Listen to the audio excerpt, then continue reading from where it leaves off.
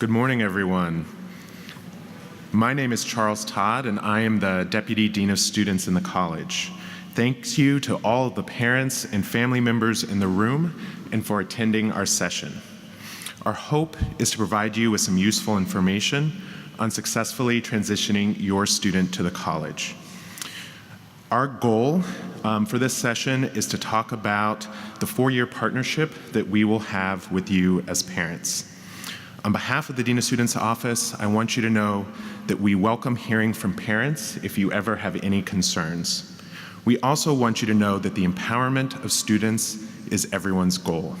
It is so very important as they take charge of their lives and their learning.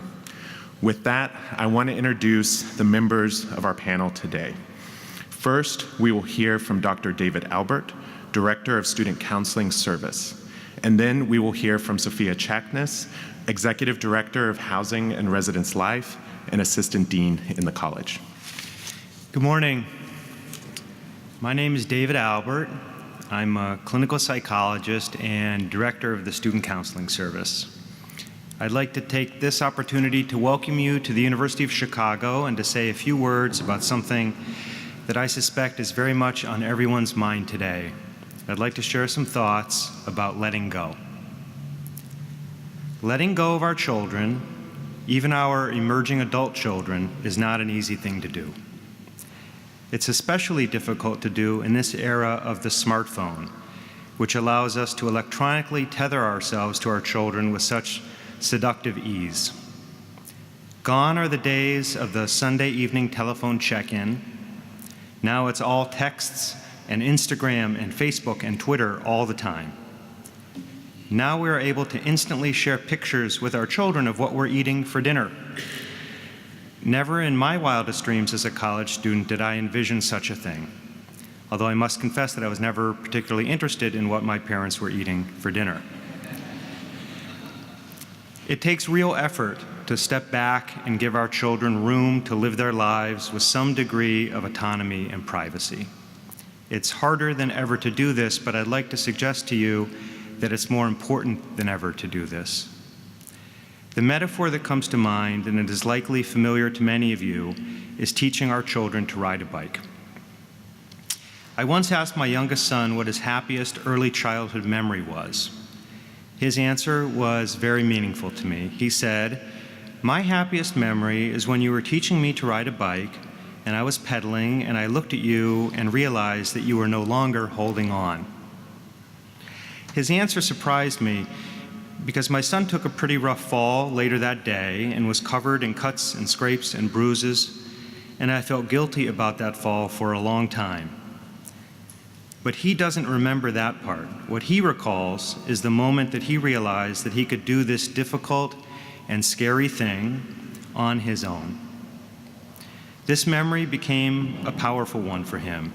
It became part of a critical foundation of memories that he learned to draw upon for strength when confronted with challenges that he alone faced, whether in the classroom or on an athletic field or in a social situation.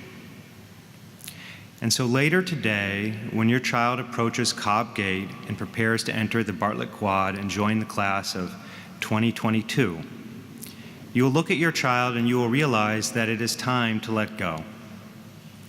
This may be harder for you than for your child, and so it should be. But I encourage you over the next days and weeks and months to let your child learn to ride.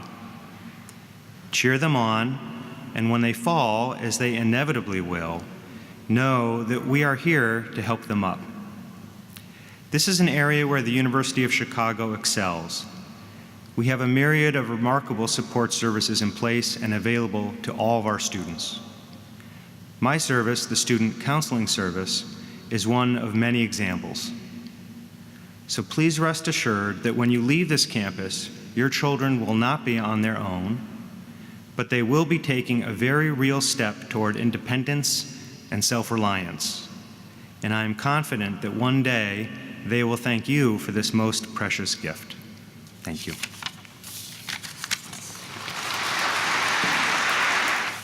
Good morning, everyone. My name is Sophia Chaknis, and I am the Executive Director of Housing and Residence Life and Assistant Dean in the college. Thank you for your time this morning. I had the privilege of meeting many of you yesterday at resident dean receptions, during move-in, at lunch, or at the resource fair or other welcoming events. I really appreciate all of your help for making move-in for the class of 2022 a smooth process and a success yesterday. We moved in more than 1,800 students, and greatly appreciative for all the things that you did, your patience, and your labor, so thank you. My hope is to provide you with some useful information on housing and residence life and how to support your student through this first year in housing. The Office of Housing and Residence Life provides safe and welcoming environments. We like to think of ourselves as a home away from home for our students. Our communities are designed and dedicated to supporting our students through both wonderful and difficult experiences. When thinking about how to help your student adjust to living in a new and complex environment, I got some advice from both my paraprofessional student staff and from my staff, and these are their suggestions: patience, boundaries, and non-judgment. College is challenging. For many, it's a time of confusing relationships, redefined friendships, academic pressures, and transition, and many have a hard time at first. Students have a tendency to call home when they are having an emotionally difficult day, and many choose to share their positive experiences with their friends and a higher proportion of the negative experiences with their families. You can provide support and encouragement by asking your student to share some of their successes as well as challenges, and remember, they are often seeking a sounding board for their experience and not necessarily action from you. Please feel free to ask them if they've talked to their RA or their resident head or their college advisor. Students are going to make mistakes as they explore what it means to be an adult, and some mistakes are more detrimental than others, and many will be important life lessons. The natural inclination is to correct a student when they head towards a choice you do not agree with. While this is understandable, the end result may be that the student does not learn how to make decisions independently or hides their bad choices from you. In housing and residence life, our approach is to talk with students and help them understand their decisions. Our approach is generally non-punitive, and we always try to deal with situations at the lowest level first. If your student should find themselves in a discipline or other difficult position, please know that we always encourage students to call you. And we cannot generally discuss specifics with you, but we're always happy to receive your call and talk with you. Issues of trust also come up. Parents who have been involved in their students' lives are no longer involved on a daily basis and wonder what the student is doing when they haven't heard from them.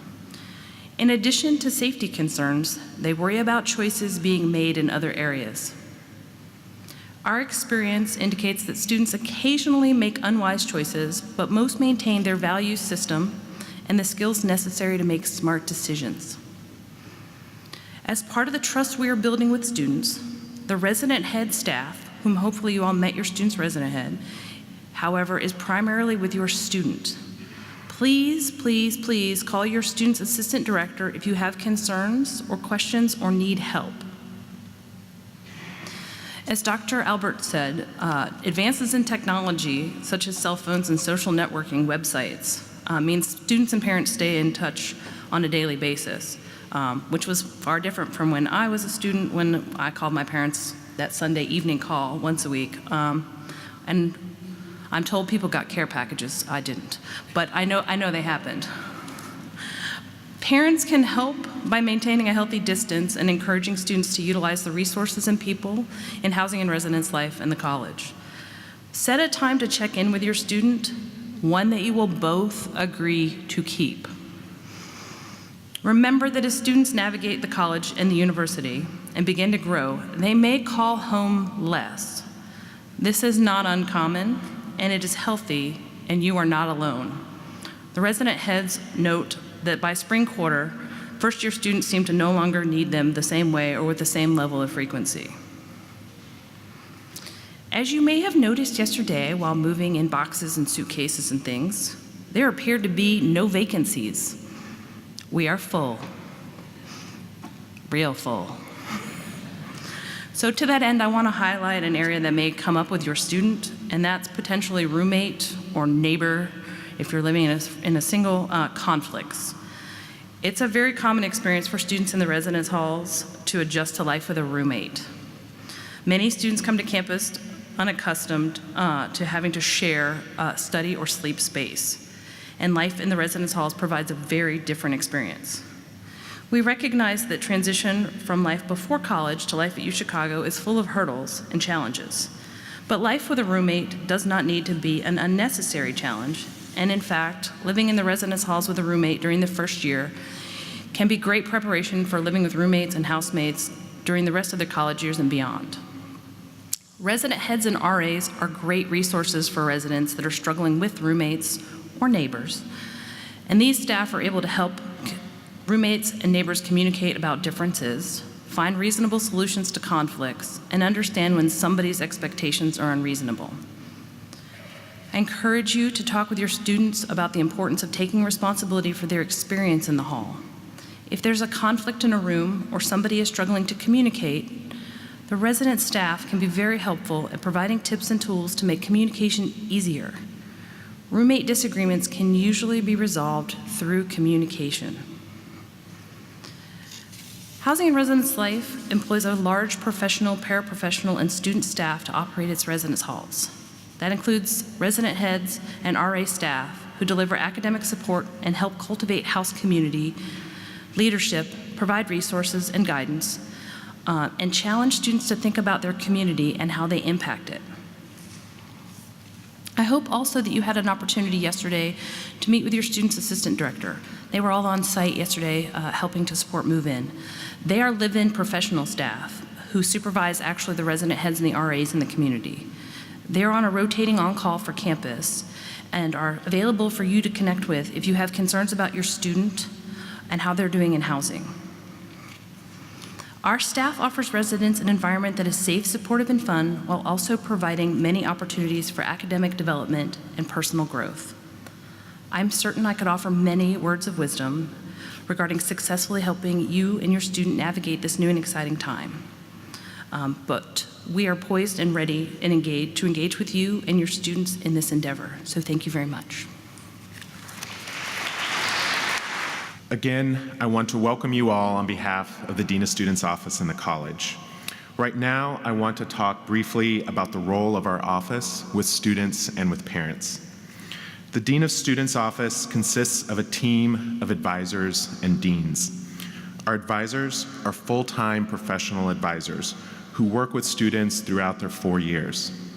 We meet regularly with students, help to track their progress towards the degree, sort out their majors and minors, plan for study abroad, apply for national competitive scholarships and fellowship opportunities, provide advocacy for helping students with faculty and staff, brainstorm summer and post-graduation plans, and we do all of this while making sure that we support students who come from a wide variety of backgrounds with different experiences and needs.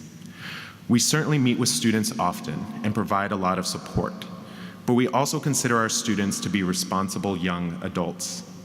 So what does that mean, responsible young adults?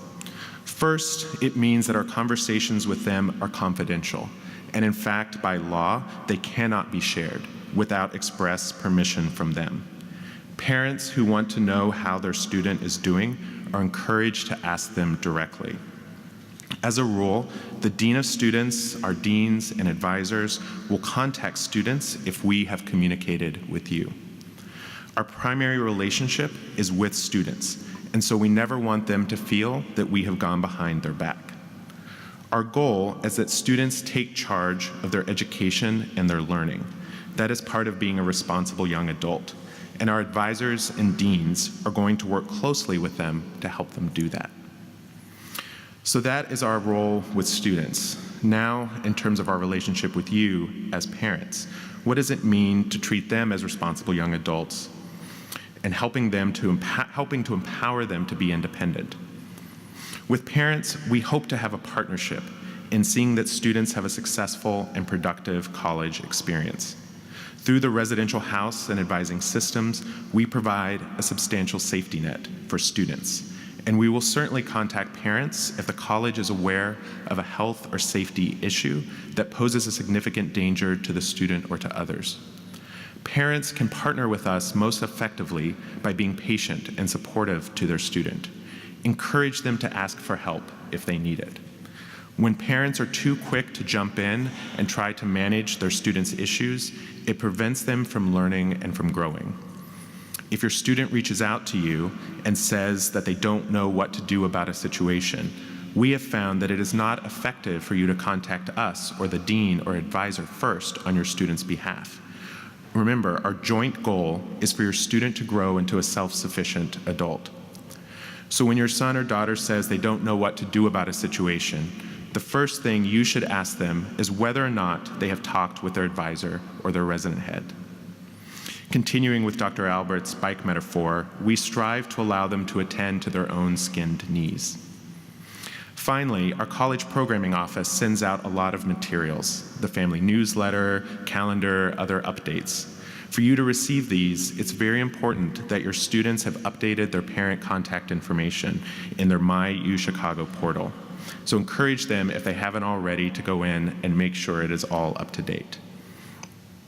And with that, we are going to wrap up our formal remarks, and we are going to turn to a question and answer period where we will take your questions. We have someone with a microphone walking down. If you raise your hand, we will answer your questions. Thank you.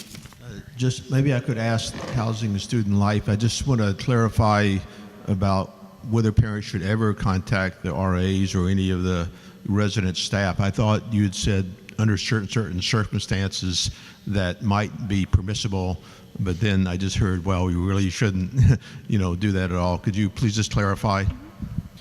So typically, our resident head and RA staff will actually, when a parent connects with them, they'll take your call. So please know that if you call and they pick up, they're going to speak with you. But if you've left a message, they will refer you to the assistant director for the area.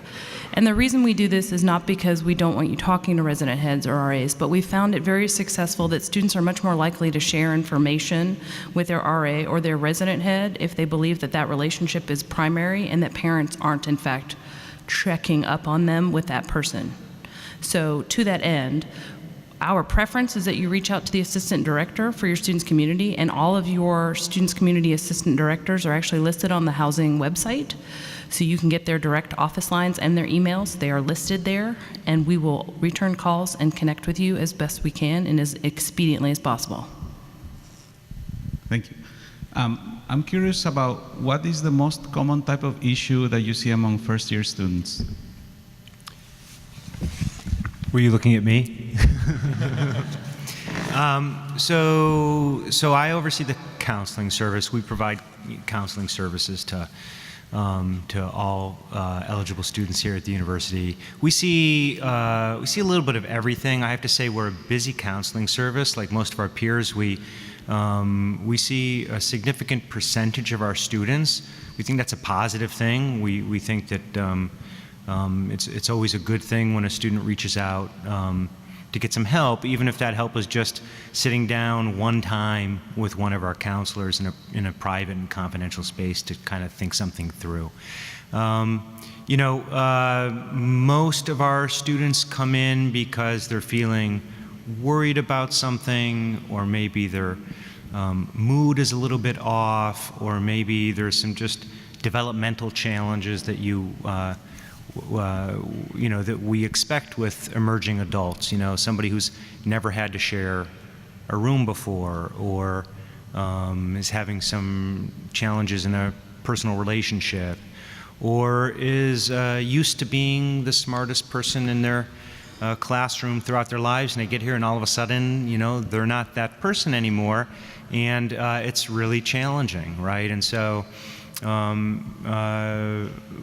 I think it's every student manages these challenges in different ways, and some will never need the help of our counseling service, and some will, and we're really here to kind of help students be the best they can be as successful as possible, given all of the challenges that young people face, academic, personal, and so, yeah, so the short answer is we see a little bit of everything, but when I get in front of students, I always try to remember to tell them there's no problem too small. I do worry sometimes that students, even though so many do use our service, there are students who wait until things get really difficult before they call and make an appointment or stop by. And we would much rather have a student come in early on so they can avoid things getting that difficult, and we can maybe help them with that. I'll add lack of sleep. Please encourage your kids to sleep. They oversubscribe to everything, which is wonderful and amazing, but sleep, definitely sleep. Yes, this may seem very basic, but if your student is on a floor with an all-male bathroom and they're of the opposite sex, is there another option for them, like an RA bathroom or something that they could use? So if it happens to be that your student's gender does not align with the bathroom that's in their community, there's always a bathroom in the community of that gender. So every single one of our communities actually has a male designated, female designated, and open gender, save one, which only has 2 bathrooms. But the unfortunate thing is your student will need to traverse to another floor or space. Also, there are single user bathrooms in every community. Is that true? I think that's true. I'm trying to think if there's one without. So there's also, that is also an option, but there's no RA. The RAs are in the bathroom with the students. In terms of medical care, is there a medical clinic on site, or do they just go to the medical center when they need medical care? So we have a student health service. The student counseling service, which I oversee, is part of a larger entity called Student Health and Counseling Services. And so there's a student health service. It's actually located in the hospital, but it's not really part of the hospital. It's just for students. And the students can access the student health service just like they would the student counseling service. They can call and make an appointment. If there's something urgent, they can stop by. Most of what the student health service does is not billed through insurance. It's all part of the student life fee, part of the package of being here. Hi. Is there someone on staff who deals specifically with sports psychology issues? That's a good question. We don't have a sports psychologist in the counseling service. We do see many athletes for a wide variety of reasons. I believe there are still sports psychology interns who rotate through our athletic facility, affiliated with another program in Chicago, and there's some connection between some of my staff and them in case there's cross referrals, but we don't have a sports psychology program at the counseling service. But I will say, that said, we really do see lots of athletes, and there are a number of people on staff who are very comfortable working with athletes around peak performance, training, and then all the other things that athletes struggle with, just like the rest of us. I've heard in the news lately that some universities are having issues with the Greek systems and Russia's and so forth. Does the university have any history of that? And officially, the university does not have a Greek system or recognize a Greek system. There are private off-campus residences where fraternities, national organizations have set up their chapters, but we do not recognize them as official university student organizations. And so, those houses are private residences in the community, just like any off-campus residence or apartment building. Those would be a addressed if there were parties or complaints or issues that were being created with their neighbors, but officially we don't recognize them. What's the protocol for visitation? Just if you want to visit the student. So in terms of visiting, so students here on campus do not have universal tap access, meaning they have access into their residence hall and only their residence hall, which means if they would like to visit their friend in another residence hall or a parent would like to come, the guest has to be signed in by the resident. So if you come and your student isn't there, we won't let you in. Your student has to sign the guest in for wherever they are. There are students, so if who live off campus, who are formerly residents of a community, who go through a process to affiliate with their former residential community, and they have the ability to sign themselves in as a guest. They are known to the community. They actually they're card-carrying members. No, I'm not making that up. They really do get a card. And they are allowed to sign themselves in, but otherwise, the only way into the residential communities is by having your student sign you or their guest in. Can I also, I'm going to amend an answer I gave earlier because I think my colleagues in student health will kill me if I don't. We really encourage students at the counseling service, if they don't feel like they can wait for a routine appointment, just to walk in. We have urgent care counselors who are on staff for that. I know in a health service they really prefer students to call first, even if they need to see somebody right away, just to call and give them a heads up. So please encourage your students to call the health service and not just show up if they can help it. Hi, can you explain FERPA and what it means to either waive the FERPA or whether students need to opt in or opt out? I was told that it's changed recently in terms of whether they opt in or opt out. So there hasn't been a change in the last couple of years. Maybe about within the last 5 years there was a change. But essentially all students have opted in the sense that there are no FERPA restrictions on them when they arrive. If a student wants to add a restriction because they have information that they don't want shared, they go into their student portal to do that. But by default, they would be essentially opted in to the highest level of permission sharing. That said, there are still things, even if they haven't placed a restriction, there are things that we would never share. Our private conversations with students, we don't send grades to parents. I know a lot of times we get questions about how students can set their portal up to share grades. They actually have the ability, if they want to send you an unofficial transcript directly, they just go in and they can request one, be emailed to you at any time that they want or you want. And so that's entirely up to them. But for those types of things, there's still, even without a restriction, there's still things that we're not going to share. Hi, I assume you'll have a message to our students about their personal safety, particularly going off campus. What is that message and how can we help reinforce it? So they're actually in a meeting today about transitioning to the city of Chicago if they have never been in an urban environment quite like Chicago before, or even if they are coming from another large city.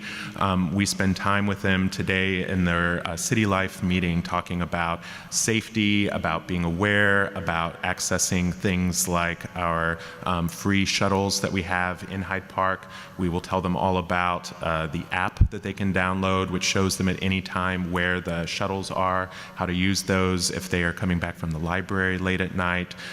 We have police call boxes throughout Hyde Park as well that they can use. So all of that information is given to them today as a part of that meeting. There's other general safety tips that we give. Obviously, when you're in a large city, we want everyone to be aware of their surroundings. It's very easy for our students who are excited about their classes and studying to be walking around. I see this now and then with their nose in a book while they're walking down the street. And so, we encourage them to be mindful of their surroundings and to be cognizant of where they are. I think those are a number of our general safety tips. We also teach them how to ride the city CTA buses and trains. They all will have received a U-Pass, which gives them unlimited rides on the CTA buses and trains. And we actually teach them how to use that and how to ride the public transportation as a part of their house activities night on Monday night. I have a question about housekeeping. I noticed some people bringing in Hoover vacuum cleaners yesterday. So who cleans what? And if you have a suite where you have a private bathroom and a kitchen, whose responsibility is that? So we clean community restrooms daily and provide soap, paper towels, or hand dryers and toilet paper. If you are living in an apartment, if your student's living in an apartment or in Max Polewski in a suite, those bathrooms are only cleaned once a quarter. Which means, that's right. I always tell students at admitted, when parents and students come for admitted parents day, be careful what you ask for if you want a private bathroom. So we clean it at the break periods. We clean those at winter break, and we clean them at spring break. Otherwise, the students are responsible for that. We don't otherwise provide any housekeeping service basically behind the student's door. So students can check out vacuums from the front desk of every residence hall and run that. But we clean hallways, we clean community kitchens, we clean community bathrooms and other spaces that are shared spaces. But behind the student's door, they are responsible for that, and that includes a bathroom if there's one there, or a kitchen if they're in an apartment. My son has never left my family over the past almost 18 years, except for about 3 weeks summer camp. And although he is very excited about going to UChicago, but over the past few days, he's a little bit nervous and concerned about the new study here. On the one hand, he is concerned about whether he can find a really good friend here, because he has a few good friends at Bronx Science in New York, but none of them come to UChicago. Second concern is that he said that maybe it's very difficult for him to be outstanding student at UChicago because all the newcomers, new students are very excellent. So there are two concerns from him. So it seems to me that he's not very excited and pleased yesterday, and even a little bit concerned and also depressed. So is this a common feeling for the new students? What should we do from the parents' side to comfort him? Thank you. I'll try first, but I think probably we all have a thing or two to say. I saw lots of nodding heads and smiling parents, and I think your son is in good company. I think what you're describing is doesn't make it any less, daunting at times or difficult for him, but it's very common. I would say really everything you just shared, and I appreciate your sharing it, is something that most all of his classmates can relate to, even if they won't admit it to them, right, to him. I think just being supportive and letting him know that he's not alone with these worries and that this takes time can go a long way. And there are all kinds of informal supports that he will have, and then all of the formal supports that that an office like mine can provide. But I hesitate to even bring my office into the conversation because what you're describing is so common for students coming to college for the first time. And it also just takes some time. It takes some time to make friends and to get used to a place. Yeah, I'll say a couple of things. First, in terms of students kind of finding their group, their close friends, who's going to be their support, there will be a student activities fair that takes place Friday afternoon of first week, so a week from Friday. And we encourage students to go. It takes over the entire quad. There will be hundreds of tables out there of every student organization that you could imagine. And that is a really wonderful way for students to find friends, to find a group, to find something that interests them and a group of people who are interested in the same thing. So we definitely encourage students to go to the activities fair. I would have you encourage them to go as well. That's a great way to find a group of people. The second thing I would say is that in terms of academics, certainly most of your students at one point or another this first quarter are going to have a little bit of imposter syndrome where they feel like, wait a second, did the admissions office make a mistake? I shouldn't be here. These classes are too hard. I don't know how to study for this midterm. I don't know how to do my problem set. There's going to be some fear and anxiety. And that's okay. That's natural. Every one of their classmates are going to be feeling that as well. And it may be particularly challenging if they have never gone and asked a teacher for help in high school before. This may be a new experience for them, needing to go to office hours, talk to the instructor, talk to the TA, and ask for help. You should encourage them to do that. If they are preparing for that first midterm and they feel that they're in over their head, they should be making use of office hours. Their instructor can give them advice and guidance on how to study. It may also be that they don't really figure out how to study for those tests until after their first midterm, and that's okay. When you hear from them around week 4 or week 5 and they are very upset because they got that first C or D on an exam, that is definitely a huge learning experience, because I imagine for most of your students, they've never gotten anything below an A- or a B+. Even for some of them, getting that first B is going to be very hard to deal with. So I encourage them to talk to their instructor, go to office hours. We have a lot of resources for students in their core classes, particularly in this very first quarter. There are core tutors in all of the science areas that they can make use of. They'll be getting information about that from their advisor tomorrow on Monday. Encourage them to talk to their advisor. If they feel like they're struggling, their advisors can also give them advice on resources and who to connect with.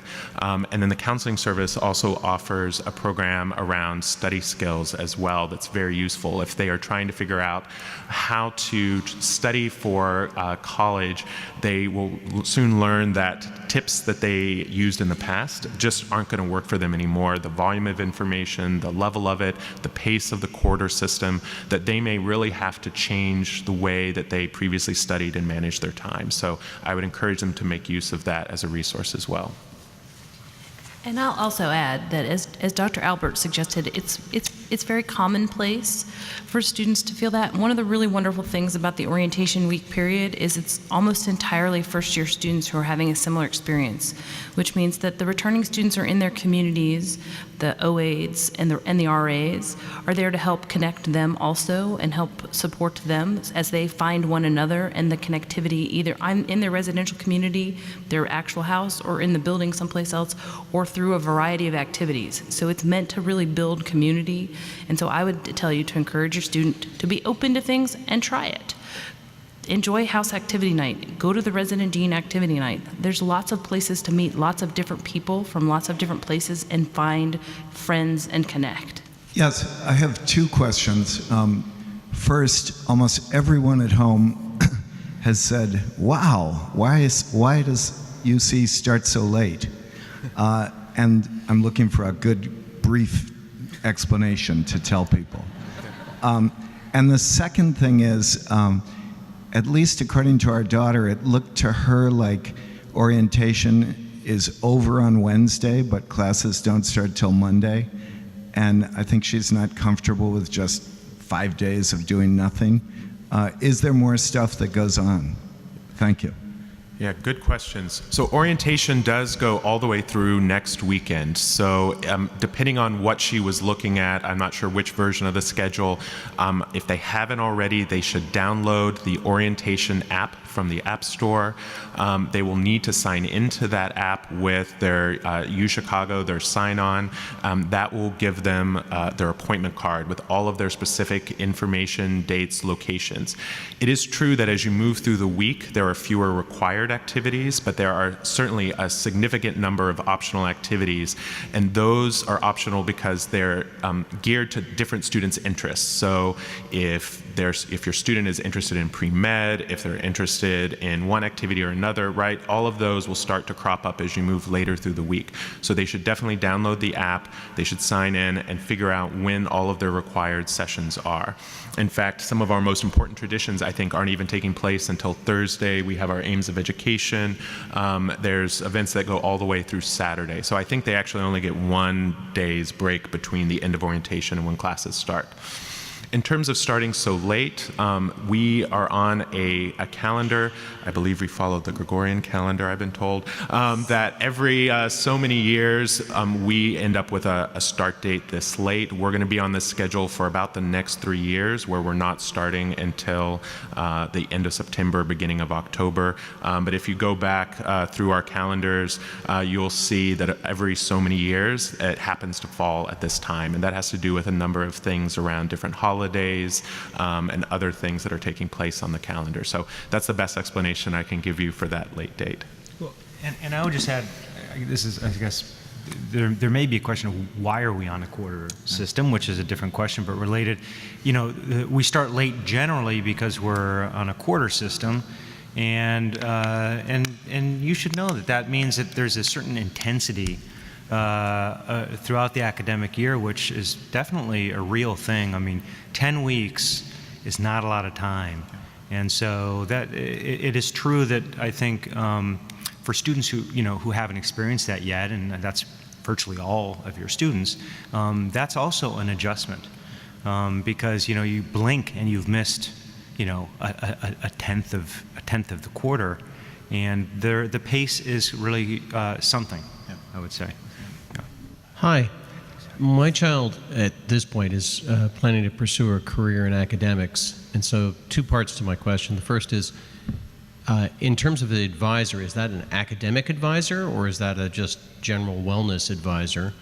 And the second question, a lot of the questions that she's raising now are, how do I navigate my way through internships, fellowships, and to get to my master's, my PhD? Yep.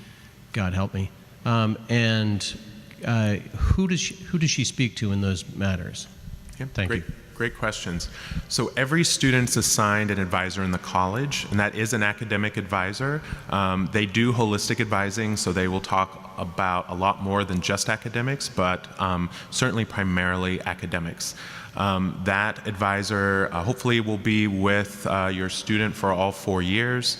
And they will help them with everything from figuring out their major, figuring out what classes they still need in order to graduate, and what are the resources they should be connecting to.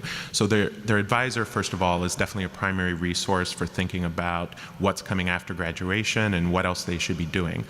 In addition to that, every student has a career advisor and career advancement, and that advisor will help them certainly figure out how to get connected to internships in the summer or during the school year if that's what they're looking for. They will help them find out when there are opportunities that they should be going to, such as when employers are on campus or when there are workshops or other sessions around their particular interests. Some of those will be specifically focused on students who are looking to go into graduate school. We will have graduate school fairs that take place at different times, and so your student will want to get signed up on the various mailing lists so that depending on what their interests are, they will find out when those opportunities come along. And then a third resource that will be important for them is the College Center for Research and Fellowships. All students are going to hear from them tomorrow as well. And that office specifically works around with students who are interested in getting research opportunities.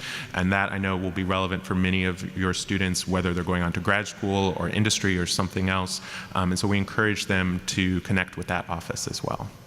And then, of course, finally, I'll say the departments are very important. So once your student has declared their major, there is a director of undergraduate studies for every major.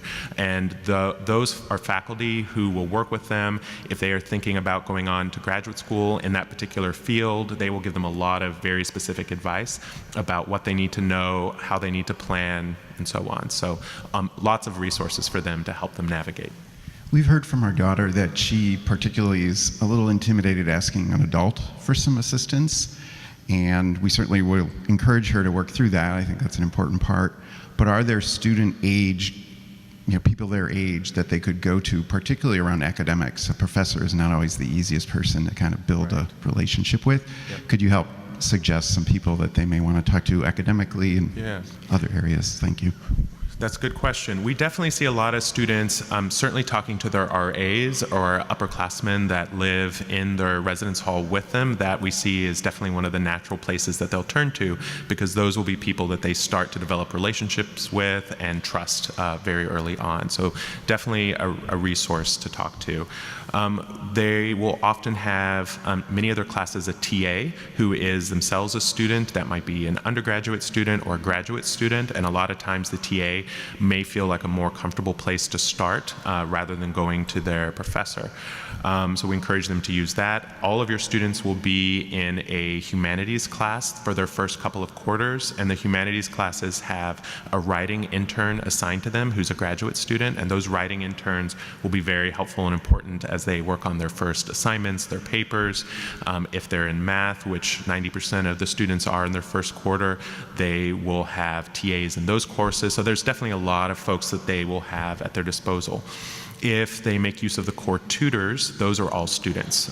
So that's a great resource as well if they're looking for, again, for somebody who's not an instructor. But I would also encourage them, there are workshops that they can go to that will be offered even in the first quarter here on how to make use of office hours, how to talk to your professor or TA. And for students who are feeling intimidated, those might be a good workshop to go to just to start to feel a little bit more comfortable and thinking about how to approach those conversations with their professor. Regarding the quarter system, how does the summer quarter fit in terms of housing and programs? So in terms of the summer for academics is always optional. So, right? So we really think of, although we're a quarter system, it's autumn, winter, spring are the primary term time when residence halls are open, when we have our normal programming, our normal schedule of classes. Summer becomes something very different because most students are taking that time to go on internships. They may be receiving a grant to go study a foreign language abroad. They may be wanting to do something else altogether. And so summer becomes a little bit different. But we do have programs on campus. If there are classes that they're interested in, they can start signing up for those usually around January or February. That's when we will release a summer schedule. It's definitely a lot more pared down from the normal quarter session. There's different rates for those, and again, different programs and opportunities. Sophia can talk about the housing side of that, how that works. But it just becomes a little bit different. The classes, most of them are also shorter and a little bit even more intense. So most of them are about 3 weeks. They meet more often. And your students thinking about taking a class or doing something like that in the summer, I would really encourage them to talk to their advisor about that, figure out how it's going to fit into their 4-year plan. And because this summer quarter is distinct in that capacity, the summer housing looks very, very different. We do not operate our regular residence life program throughout the summer. So the summer quarter that's offered by the college is actually staffed by the college, which means your student in all likelihood won't live in their residential community. Their resident heads and their RAs are not on duty during the summer. There are residential staff who are on duty in the summer, but it has a very different look and feel because it's operated differently than we do during the primary 3 quarters of the school year.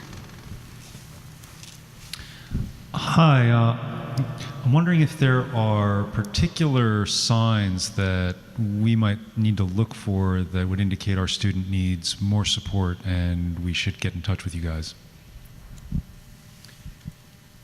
Are you thinking, well, from a counseling perspective, what I would say is mean, sometimes the question we'll get, and maybe this is also your question, is sort of when should we be worried? And, you know, on the one hand, what I would say is you probably know your student best, and you know, trust your instinct, and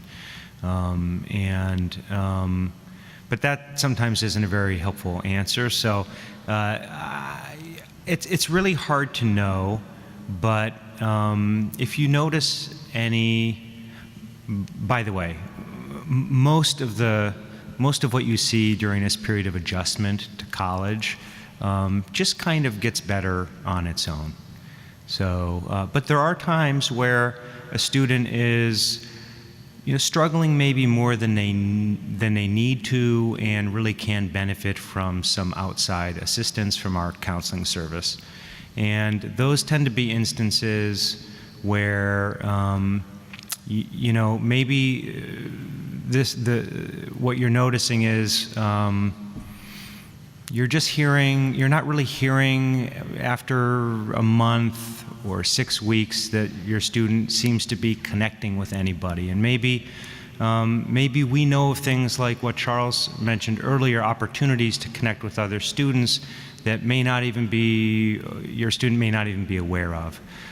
Or if you know that, you know, we have a student who from time to time can actually get depressed, right? A significant number, a real number of our students have struggled at times in their lives with depression.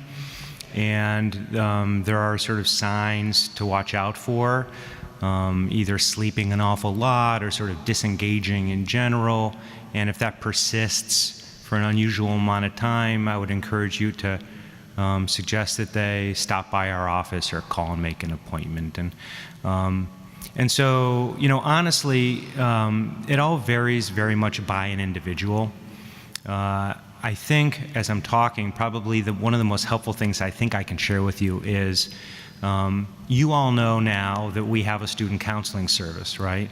And even though we're going to get in front of your students and they're going to receive information, you know, they get so much information during orientation, it's very hard to hold on to all of it.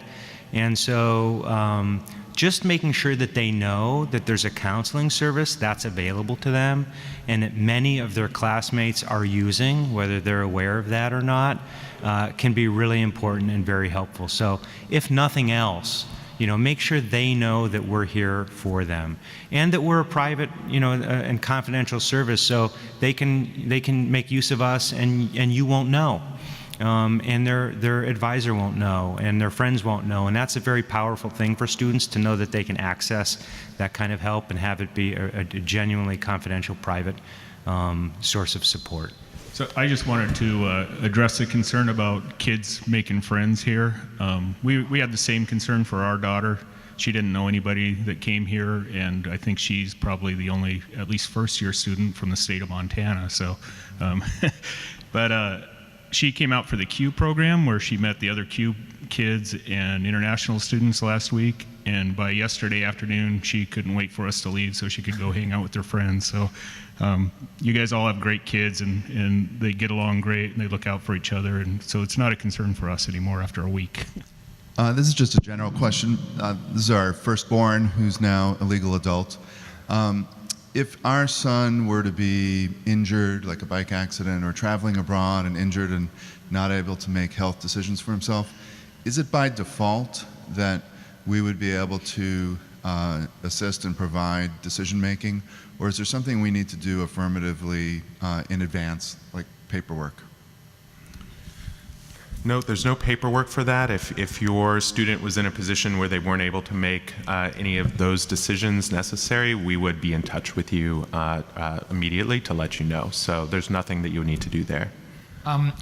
You've mentioned that the dormitories are full, and that there's no relationship between the university and these fraternities or sororities or whatever else out there. The implication is that many students in subsequent years, not the first years, but will be living in off-campus arrangements.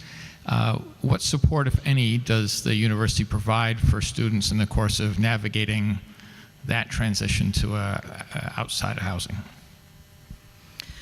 So two things. I'll say this. If your student elects to stay on campus and participates in their house lottery or the general lottery in the spring, we will house them. Students sometimes go home and tell a different story, so I am telling you now. If your student participates in their house or community lottery, which we hold in the spring, we will house them. That being said, I don't have any office support to help with the sort of search for how to navigate off-campus housing or how to find off-campus housing. Usually students connect with other students they determine to live off-campus together, but we actually do not have an off-campus resource for them.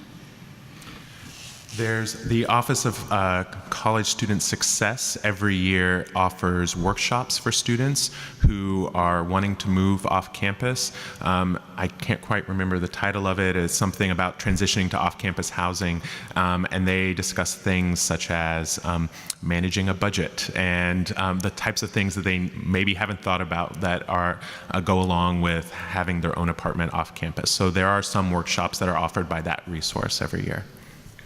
All right, and I think we're out of time. We will be up here for a little bit if you want to come up and ask us individual questions. Once again, congratulations to all of you, and we welcome you and hope you enjoy the rest of your day with us.